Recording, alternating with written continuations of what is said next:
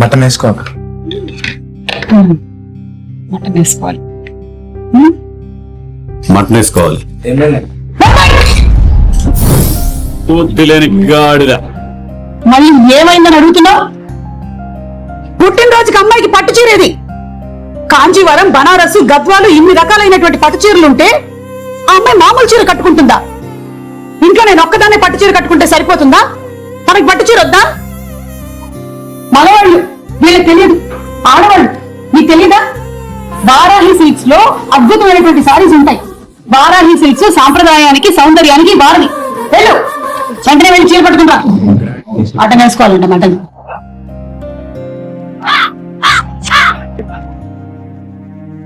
ఇక్కడ ఏం జరుగుతుంది? మటన్ గురించి చెప్పాడు కదా. నీకు అలా అర్థమైందా? తిను తిను బాబు, తిను. వెళ్ళమ్మా, పట్టు చీర కట్టుకుని రాకు. అది ఇప్పుడు బర్త్డే కళ వచ్చింది. వారాహి సిల్క్స్ లో సారీ ఎంత బాగుందో చూసావా? ఇప్పుడే మటన్ అదేంటి? మటన్ ఏమంటే పప్పేస్తున్నావు? మటన్ అయిపోయింది. ఈ గ్యాప్ లో మొత్తం లాగించేసావా? ఆ ఎముక కూడా విని